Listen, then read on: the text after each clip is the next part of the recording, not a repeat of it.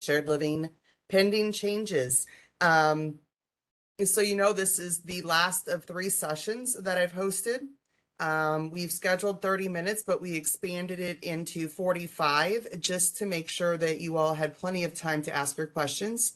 The presentation is rarely short because it's very simple, and what would you say, very, very easy to comprehend changes. And I think and hope that you will see that we've made some enhancements to the system that's going to make it streamlined, much easier for everyone, and more consistent with how we do other residential services.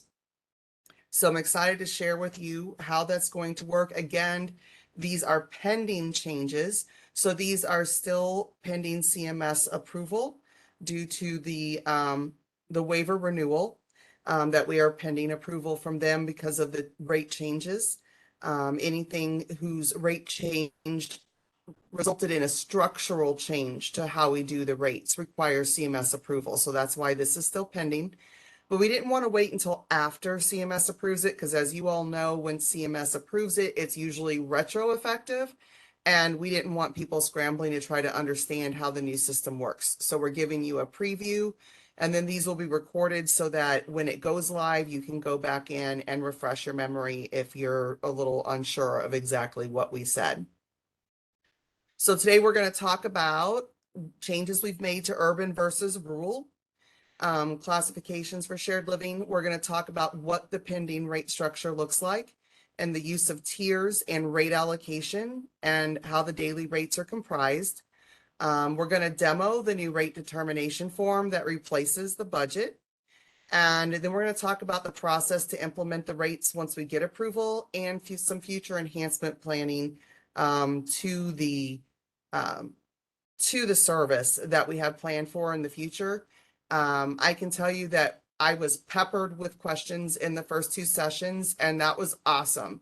So if you have questions, please post them, because that's how you're going to get your answers. Plus, it will help us generate a Q&A document to post with the presentation as well. Providers and support coordinators have had awesome questions, and it really helps everyone comprehend how it's going to work. So I do invite you to do that. I am going to attempt to not answer questions until I get through the slide, because when they start rolling in, it tends to be a little distracting. And I found last time that I didn't forward my slides. So I will wait till I get to the end. And that way, most of the questions that you'll have, I will be answering during the presentation. And that way we can just reaffirm and see if at that point you have a different version of the question that wasn't answered. So the awesome news is urban versus rural will no longer exist in the new waiver methodology. So you'll still need to know urban versus rural, and we've made that super easy for you on the rate determination form, but it's only going to pertain to the room and board rate methodology, and only until we can convene and determine what the rate should be. So we do want to get rid of urban versus rural in room and board as well. But in order to do that, we need to have a little bit of a rate exploration and study to determine what that rate should be, and then create it consistently. We are meeting with shared living providers in September to start discussion. If we can reach consensus and have approval prior to CMS approving the new rate structure, we will be able to remove urban versus rural from room and board and make it all consistent once we blast out. So we'll provide you with an update if we are able to make that happen. So the pending rate structure is a daily rate or monthly rate support coordinators put into the system, and it's based on 3 tiers. And each tier is associated with a rate allocation score. So that's going to make it super easy to determine what the rate should be. The things you need to know about the new daily rate design, it is all encompassing. There are no line itemizations. It is simply a daily rate, like group homes are. Group homes, if you're an RAS1, you select T2016U1 when you authorize the service. Shared living, if you're an RAS1, you'll select that in the rate determination form, and it will tell you how many dollars to authorize to the shared living service. So it is all encompassing. It includes host and companion costs, or either or, because it shouldn't be and, the professional manager cost, the cost of administration, and relief. So relief will no longer be a line item. It is included in that daily rate. And how much relief is provided is between the administering agent, their host companion, and the individual to determine how much relief is going to work for this situation. In a previous session, I was asked if the provider is expected to pass every dollar they bill on to the host or companion. And the answer to that question is no. As you can see from what's included in the rates, if the administering agency were to pass every dollar of that budget onto the host, they wouldn't be able to fund the professional manager. They wouldn't be able to fund their administration oversight costs that they have for those administrative functions such as billing, quality assurance, dealing with certification, all of those things the administering agency handles. And they wouldn't have funding to pay for relief or to funnel the relief funds out appropriately and monitor that. So it encompasses all of these things, just like a group home. Daily rate encompasses all of those things as well. So we're making it more consistent. And so the default process for the initial shared living budgets will also change. That's going to be awesome. Right now, when a person enters shared living services, they come in they have to have a MAS or a rate allocation score prior to a budget development. There is no current default process. Once this rate structure goes live, we will follow the same default process for initial shared living budgets that we do for ISL and group home. So budgets will be developed based on a default level 1. And then once an RAS is obtained, we would go back to the date of service implementation and update the budget and rebuild the service. So that's going to be great. It's going to be consistent with the other methodologies that we have. So this is the rate structure here. You can see that I didn't include the procedure codes because we are doing some work in connection. And it's our hope that once we have consistent rates across the state, that a support coordinator will be able to authorize this service just like they do for group home. They would say, oh, this person's a host and they're an RAS1. So they would go in and pull the host home code for RAS1. And that would be all they would need to do. But right now, we're still not there. We still have to use CMOR and existing codes. But the structure is, as I said, tier 1, 2, and 3. And you can see that tier 1 correlates with RAS1, and there's the daily rate. You can see tier 2 correlates with RASs 2 and 3 and the daily rate. And there's tier 3 correlating with RASs 4 to 5 and that daily rate. And then the same for companion. Determining the rate is going to be simpler than looking at this little table here. Okay. The rate determination form is super, super simple. And we're going to demo that for you. And so what you need to know is providers will no longer be submitting budgets. These are standard rates. There's no need for a budget. So similar to a group home. Group homes have standard rates. Providers don't generate a budget to tell the support coordinator what to authorize. So no more budgets, no more routing that from support coordinator to their supervisor to to on and on and on. That will not exist. So that's going to streamline some process and make it go through less hands to get an authorization in the system. Support coordinators will use what's called a rate determination form.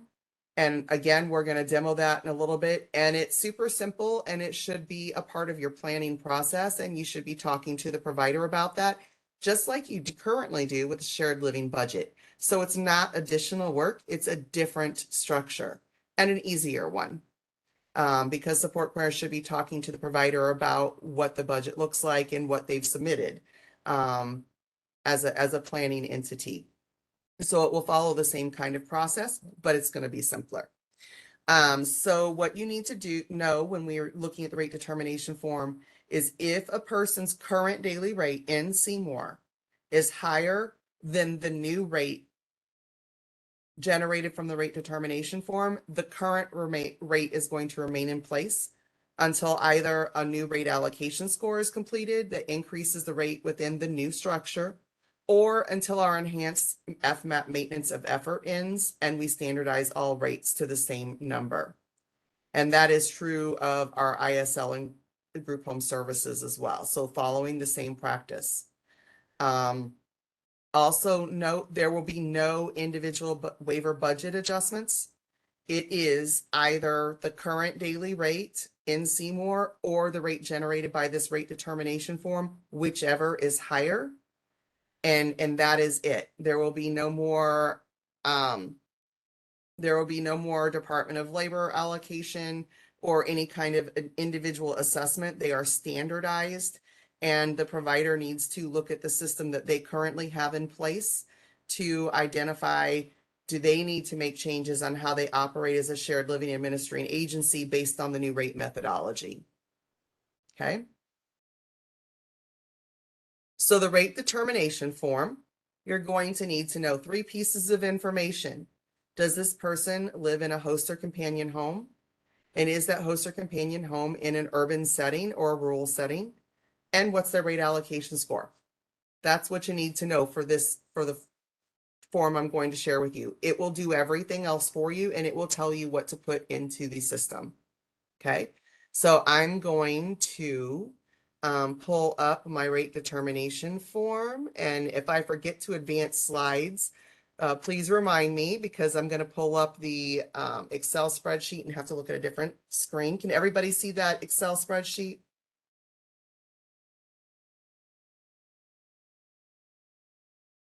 Okay, nobody's typing yes or no, so I'm hoping you can. So I'm going to clear this out.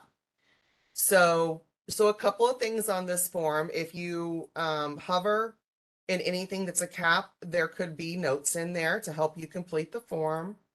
Like this, RAS derived for the most recent CIS or MOS, whichever is higher. Remembering that we're honoring the higher of the MOS or the last CIS completed. So reminder there. Effective 7/1 of 22, once we have approval, urban versus rural will only apply to room and board until we can get that resolved as well. There are notes down here lined out for you what urban versus rural is. Other is what you could use as a reminder to put the current monthly rate in Seymour to determine which one is higher, and use that. A reminder to use a minimum of 16 hours units per year to the residential RN code and what that code is now. So, and then a reminder that host and companion transportation is included in the rate and is not authorized in addition to the shared living code for the host or companion. So little notes just to help you, but this is going to do all the work for you. Again, 3 pieces of information. Is this person host or companion? And are they urban or rural? I don't remember what's urban. So here's your notes. So we're going to select host urban, and it generates the room and board for you. We're going to select the rate allocation score, remembering it is the last SIS or the MOS, whichever is higher. And you can now find those in Seymour under the person's identifiers, with the exception of about 460 people who we missed that we're researching and finding now to get those updated. But the majority of people's RAS is in Seymour, both the current MOS and the last CIS if they had one. So I'm going to say this person is a 3, and it's going to auto generate. Goes to host code S5135, this much per month. If I were to change that to a 4, it would change the dollar amount. If I change that to a companion rural, it changes the room and board automatically and the companion automatically, telling you it goes to companion S5136HR and the amount to authorize. So if you're like, well, Seymour has a different amount of this. Which one is right? You can plug in here. Let's see, 10. Let's do that. Okay, which one's higher? So I use the companion rate generated. Otherwise, I would authorize if their companion rate was 13,000, then that's higher than the form generated. I would authorize companion S5136HR for $13,000. So as you can see, there's no identifiers on this form. There's no name, no DMH ID, no provider. This is just a rate determination form to help you figure out how many dollars to put into Seymour. You have to put those dollars into your Seymour authorization, whether a provider submits a budget or not. So this form is intended as a tool. We really encourage people to do this together at the planning team to make sure that your support query and provider's understanding is correct. So if you build it as part of your planning process, it's not additional work.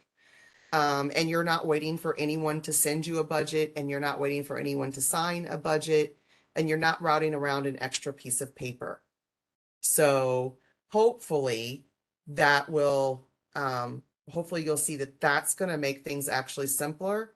And once we get into once we get into connection, it will make it even easier. When we can standardize rates and have codes, like a group home does, you won't have to do this anymore. So I'm gonna shrink that down and go back to my slide deck. So process. Once we receive approval from CMS, which we're hoping that they will approve it back to 7/1. And so we already have a spreadsheet pulled showing every person receiving shared living services, what their rate allocation score is, what their current rate is, what the new rate should be, and which is higher. So the business office and the business office lead will make those adjustments in Seymour. So support queries will not have to do anything with the rate change that once it's effective. It'll be something that you do at the next ISP, that you go in and use that rate determination form. Once we have everything in Seymour switched over, we'll pull a report, and PR will send that list to each provider to verify that the information contained in there is correct. Maybe somehow the report missed pulling in a MOS score.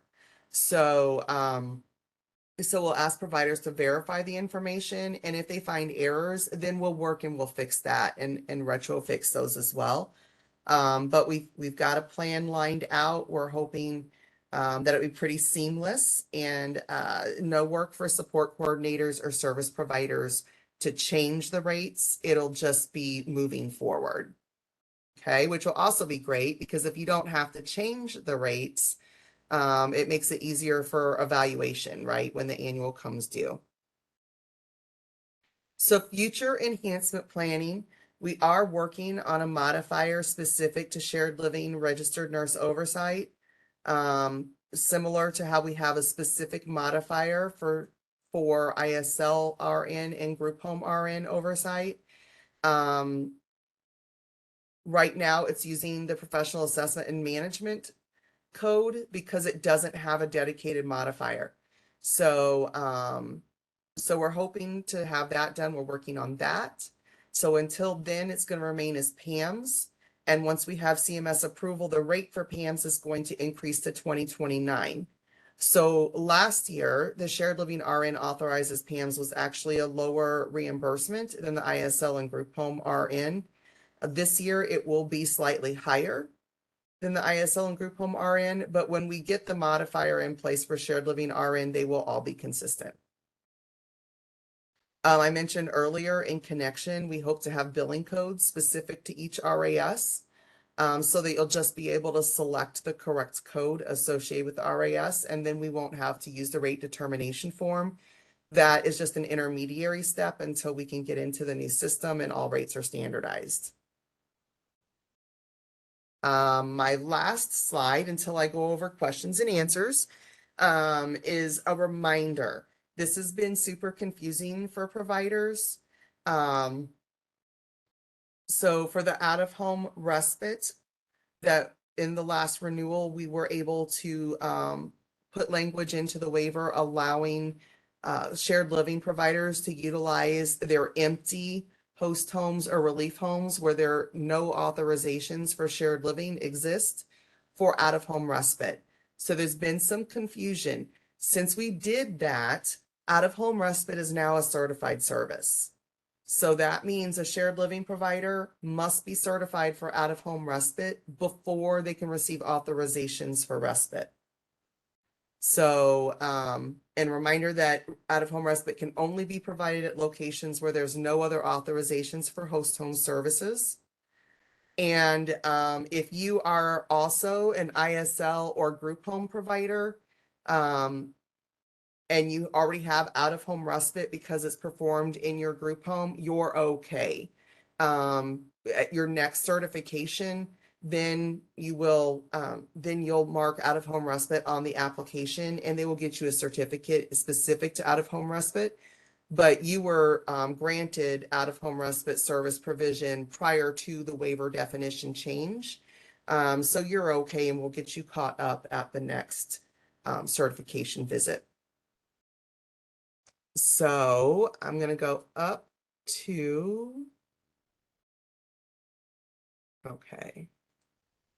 So someone asked, is this an extra thing support coordinators are doing now? I don't consider it an extra thing. You should have been reviewing a shared living budget submitted by a provider and making sure that it was correct. So now with the new rate determination form, you're simply validating what the rate is. You're not evaluating a budget. You're not making sure that there were no changes. So it's a different form and simplifies your routing and your processing and information you have to have in your ISP. Relief variances, what does that do to the reporting end? I'm guessing we need to do variances up until the initial change. Yes, Josh, thanks for asking that question because I forgot to make that super clear. That's the other exciting part about the new rate structure is there will be no more variance reporting for relief hours. That budget amount is all inclusive, and how many relief hours are provided is between the administering agency, the host, and the individual served on what's needed. So it will no longer be subject to variance. And yes, you would want to do that up until the change. Considering that if we get approval, we'll go back to 7-1, you would be really hopefully looking at catching variances up to June 30th of 2022. All right, let's see.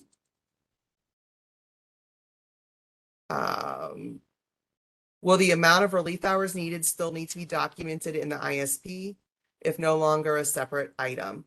Not necessarily. It's not a separate line item, so it doesn't have to be documented, mandated. It should be a planning team discussion, but it's flexible and can change. So maybe this month maybe this month they only need 20, but next month they need 70. So there's a lot more flexibility in this.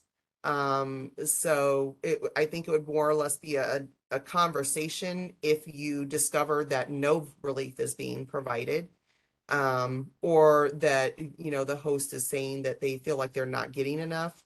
So, and then that should be part of that conversation.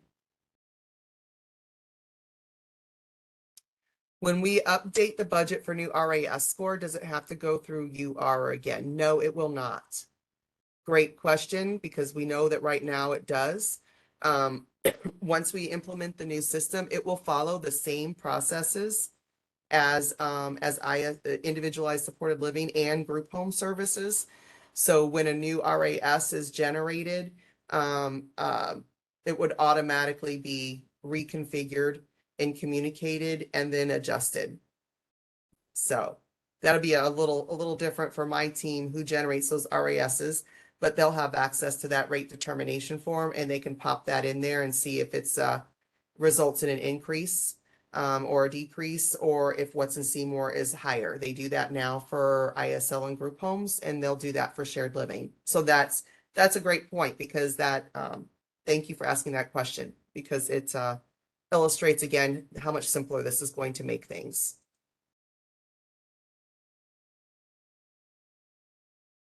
Historically authorized shared living under the monthly rate, will we now be authorizing it the daily rate when this takes effect? Unfortunately, no. I wish I could say yes. I think it would make it much easier to have it on a daily rate. I generated the daily rate down here just so people would know what it is, because people like to know what the daily rate is, right? But you're still authorizing on a monthly basis, which is why this form spits out the monthly amount. Great question.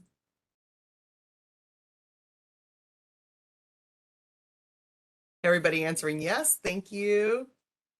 Okay.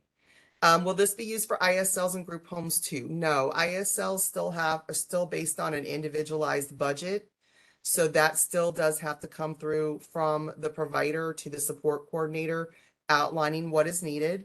And the group homes, you don't have to, because in the group home situation, you can just pick the U code associated with the person's RAS, or the current code authorized if it's higher than that. So the group home's already kind of set up like shared living, and it's our intention when connection comes on to make shared living look like group home, in that you just go in and pick S5136 RAS1, and it would generate your monthly rate for you. That's our hope. That's our plan. So that'll be super slick, but for now you'll follow the same processes for ISLs as you do now in group homes. Those aren't anticipated to change. Yes, this is just shared living. ISL services still have to use the ISL budget and staffing pattern because they're individualized.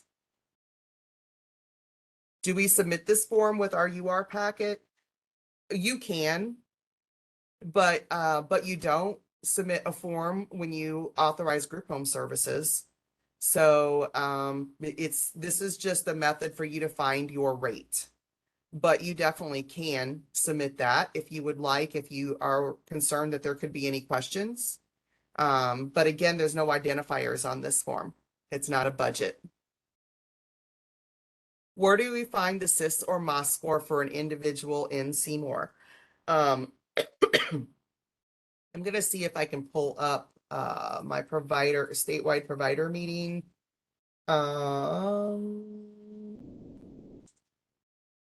Because I had a slide in there that showed that I can just, instead of telling you, I can show you. Here we go.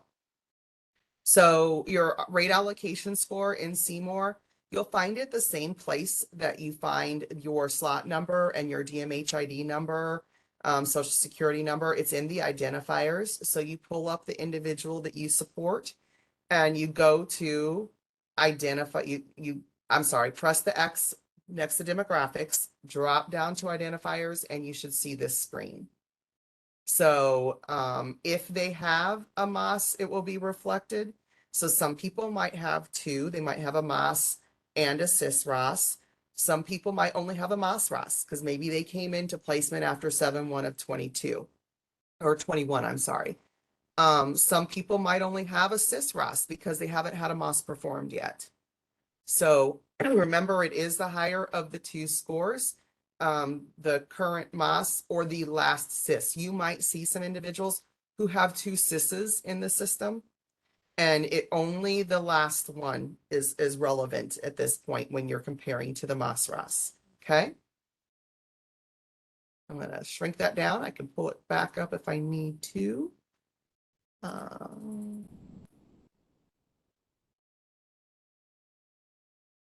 Is relief being changed so that we do not need to justify having a day program or not? Well, that's not why it was changed, but that is a byproduct of the change.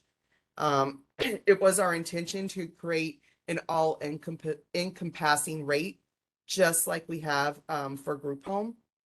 So, and even though the ISL rate is based on a number of hours, that hourly rate is all encompassing too.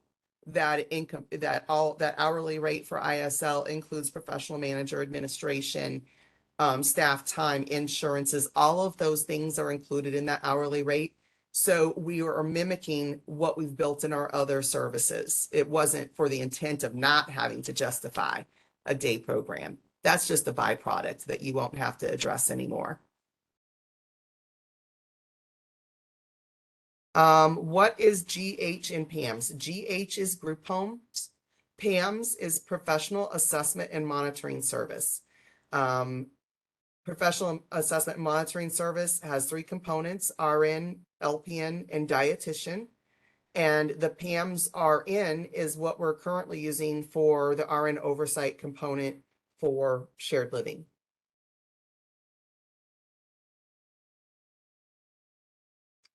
By out-of-home respite, do I mean relief care? No, I do not. So at the last waiver renewal, out-of-home respite was approved and expanded to allow people who live in their natural home to access empty shared living, host homes or relief homes for out-of-home respite.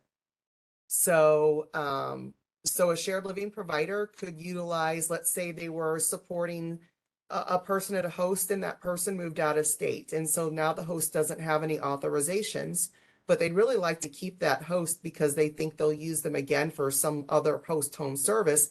They could use that empty host home for out-of-home respite to a community member not receiving residential services until they find a new individual looking for host home that's appropriate. So hopefully that helps.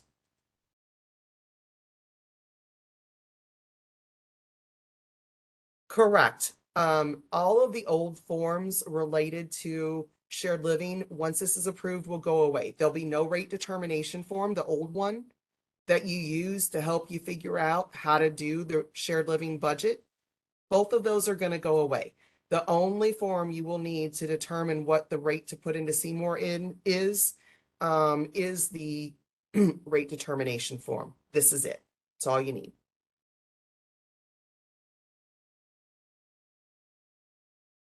This is only for shared living. ISL still use ISL budget. Group homes, you still just select the appropriate U code or HQ code if it's higher.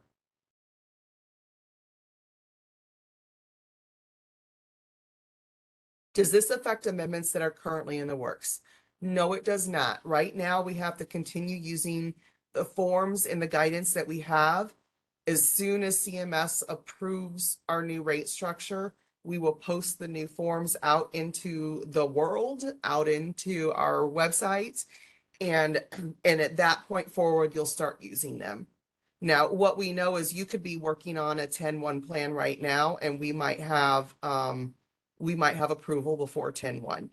And so if you already have that authorization in the system, we'll be checking for that and we'll be making those modifications and working with providers to make sure we didn't miss anyone. Because sometimes those amendments at the same time as a rate change can kind of get missed. So, so we'll be running reports and working with providers to make sure we didn't miss anybody in the transition.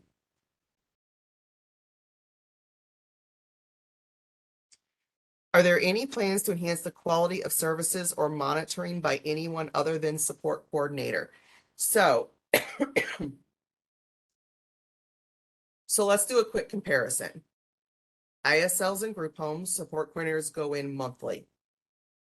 PR does their PR review for ISLs and group homes every 3 years, and they do not go to the physical location of the ISL and group home unless that's also where their office is. Certification goes into ISL and group home every 2 years. So that is monitoring efforts. Then you have the random QSRs that QE does. You have the NCI surveys that are performed across all the services. And then you have focus reviews. The only difference between ISL and group home and shared living is in shared living, the support coordinator only goes out once a quarter.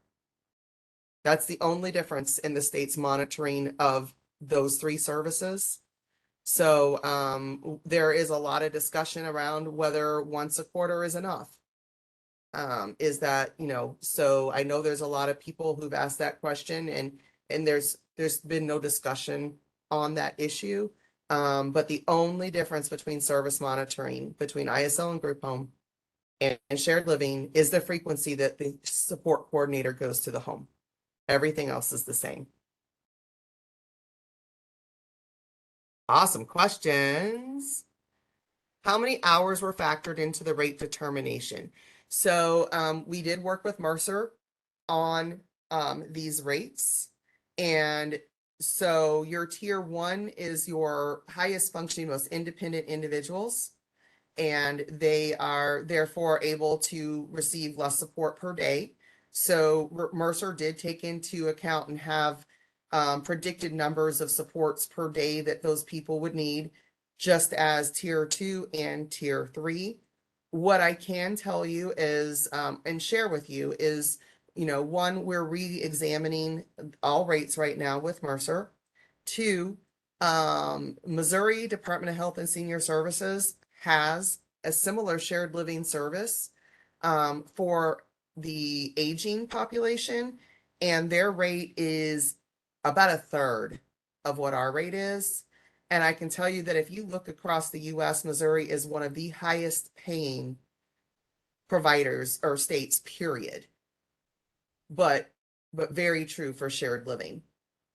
So it was a challenge justifying the rates that we're paying for shared living, because our state sister agency pays so much less than what we pay, and because so many other states don't pay what we pay. So the design we did with Mercer was very unique to Missouri, and unique to what we feel people need and what staff need paid. There were no overnight hours factored into the rate because staff aren't paid for sleep time. Hopefully that helps. Relief hours, I believe the average relief hours, I have to go back and double check, but I believe the average relief hours were like 77 or something like that. But I'll double check and get the correct answer for sure on the question and answer document that we'll post. And again, that's flexible now. So it's flexible, month to month, and there's no variance reporting associated with it. So utilization throughout the whole year, those kinds of things can be planned for. If there are differences between the rural and urban room and board, if someone moves host homes from one to the other and room and board goes up in cost, do they require UR approval? They should not. I quantify that. They should not, because room and board is funded from their personal spend. And so if they can afford if that is within their benefits, there should not be a UR approval.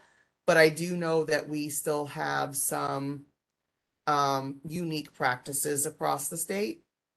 So a room and board change should only have to go through UR if you're asking for subsidy, which we all know is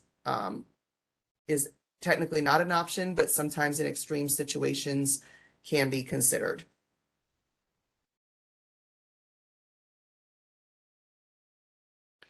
Does this mean that host home providers can no longer provide relief in their homes?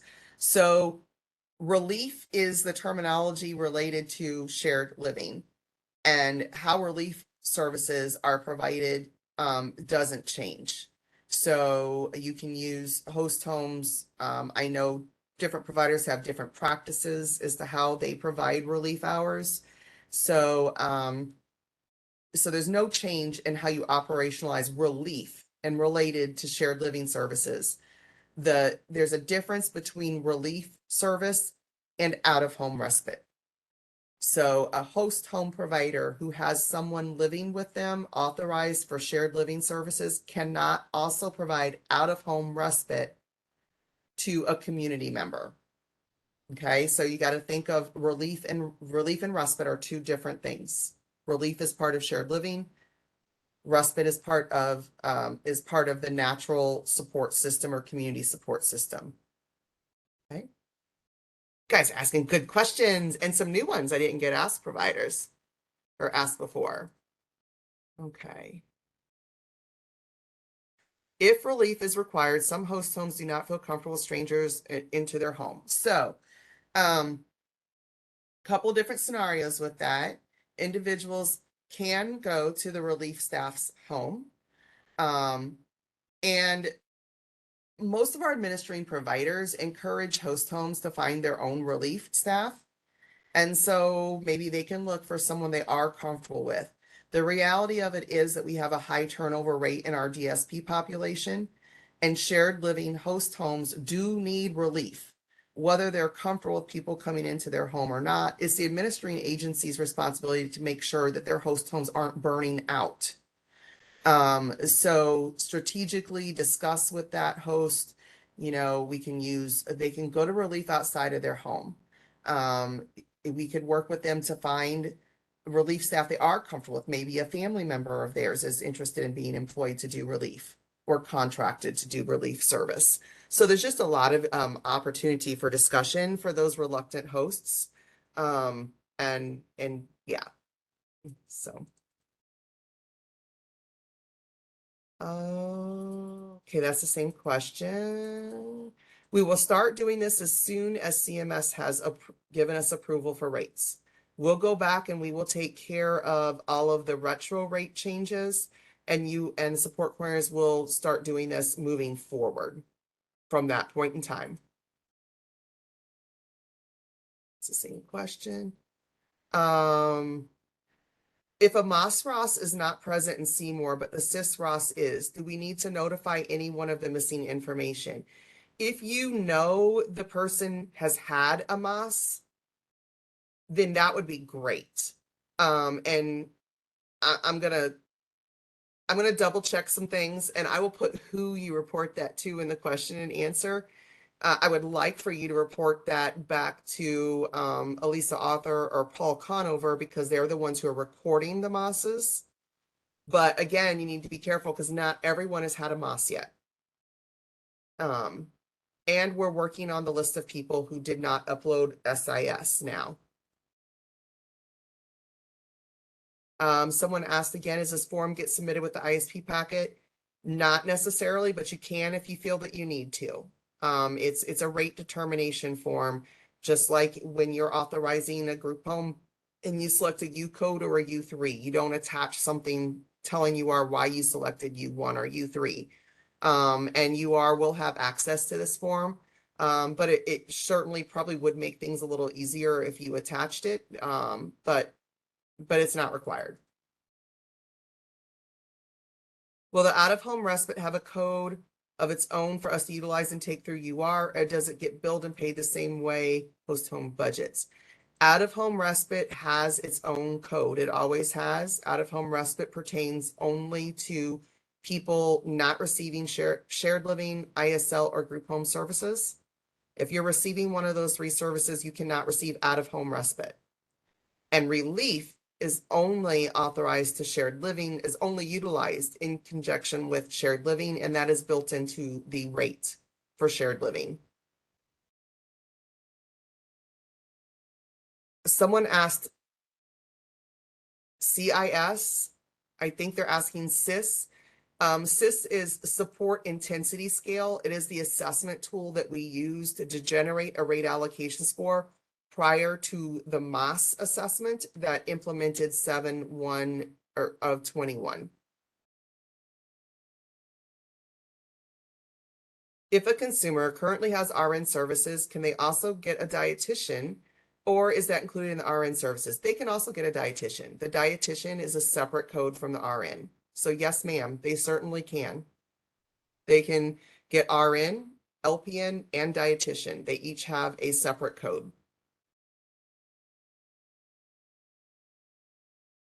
I think I answered that one. How will we be notified when the new process takes place? I am sure that when we get CMS approval, there will be a blast from our distribution list because everybody is waiting on that approval.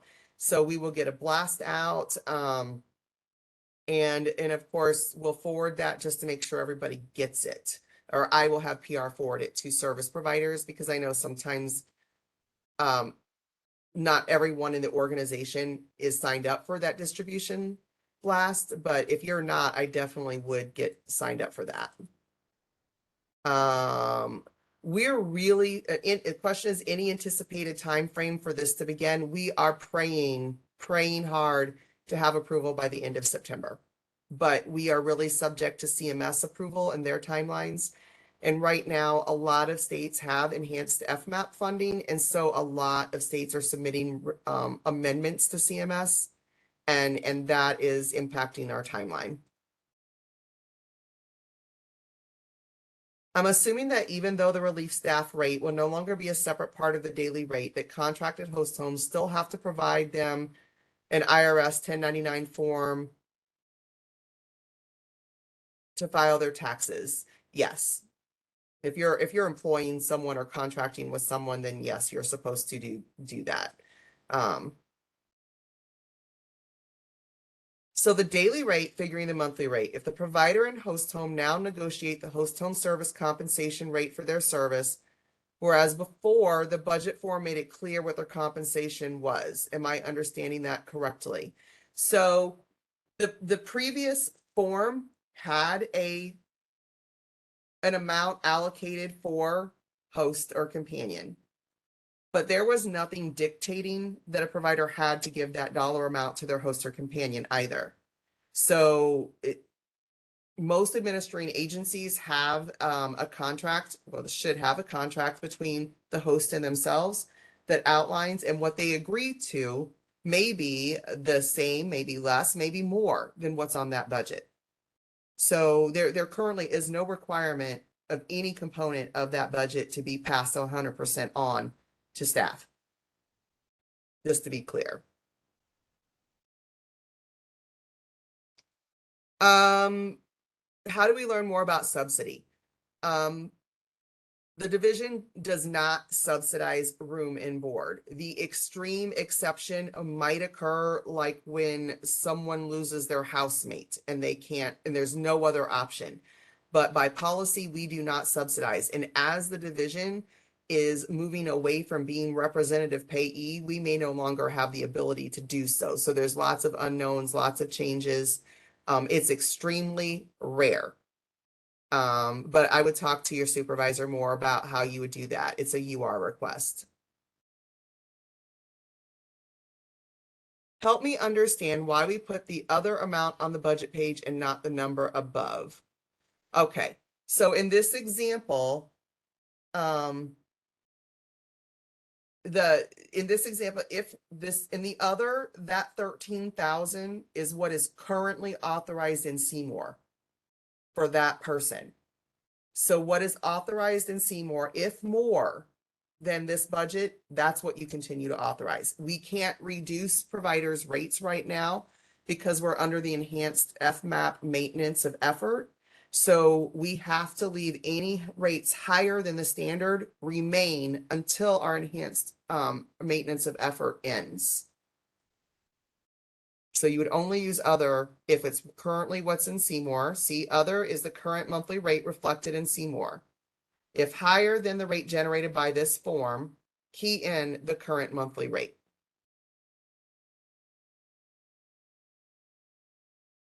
If a host only has one client in the home, can they do respite for two other clients? No.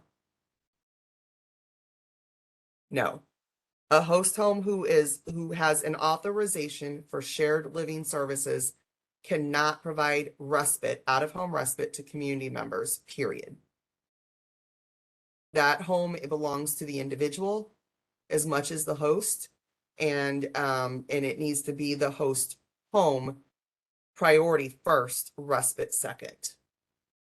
That person shouldn't be expected to share their room or their home or their space because of they want to do out-of-home respite. Someone asked that question. Someone asked the question again, how does this affect amendments once the changes happen? I answered that a while back, so maybe that person didn't hear that. But if you already have amendments in place, or amendments in process, like for September or October, you go ahead and process those with current methodology. And then we'll be running reports to catch that, um, after we get approval, we'll run reports to see if there was a crossover that we missed. Someone asked, can a host home serve more than one consumer? A host home can serve more than one person authorized for shared living host home services. They can serve up to 3 people in their home. And the rate is standard. This is the rate if they had 3 people living in their home who were, I'll show you here. If they were, let's say they're host urban, and they have 3 people living in their home, and their RAS is a 2 or a 3, because 2 and 3 are both tier 2. So it's the same rate reimbursement for 2 and 3. They would be getting this for each one of the 3 people, and they would be getting this for each one of the 3 people. So they would be budgeted for almost 1,500 in room and board, and they would be budgeted for about 22,500 on the waiver side. Oh boy. Okay. Historically, we have made exceptions for transportation if the host has more than one person going to different day programs that will start at the same time or different.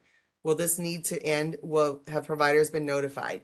Service definition includes transportation that the host provides.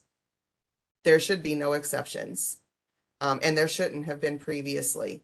That was a miscommunication on our part. It's always been comprehensive of transportation. So, like group home or ISL though, an individual could receive standalone transportation to and from the day program. But we cannot pay the host more to do part of their daily routine. Okay. Can a host with a consumer still provide relief for other shared living consumers within their agency? That's already a practice. I can tell you I'm not a fan of that practice, because if you're a host and um, and the person you support isn't there, and you do relief for someone else, you as a host you're not actually getting any relief time. You're not getting a break. But that is a practice that is between the administering agency and the host, but it was never intended to operate that way. Because then the question is, how do you prevent burnout of the host if, when they don't have the person they support, they simply provide relief for someone else? Yes, I will do that. There you go. Sorry, there's the daily rates. Okay. The question was, could I scroll down so they could write the daily rates for companion? Wow, you guys had some awesome questions. You took me more than anybody else did. So, and I appreciate that. In all seriousness, your questions is what makes this work. This is what makes us get clarification. So, um, and so I do appreciate it. I have one last question, and then we're going to sign off. Thank you for persevering for those of you who have stuck on. I appreciate that. I know that we had originally scheduled just for 30 minutes, expanded to 45, but the last question is, can the consumers have different RAS scores and live in the same home? Yes, yes. Just like we have in ISLs and group homes.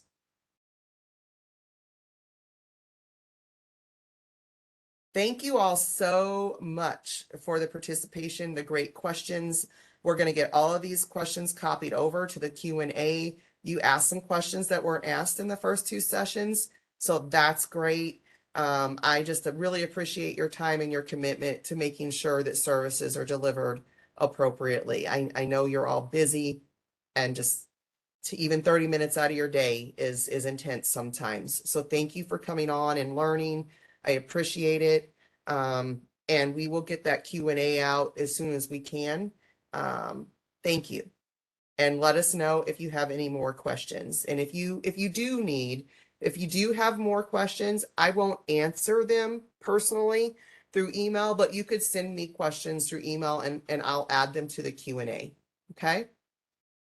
And answer them through the question and answer document. Thank you guys so much. I hope you have a great rest of your day.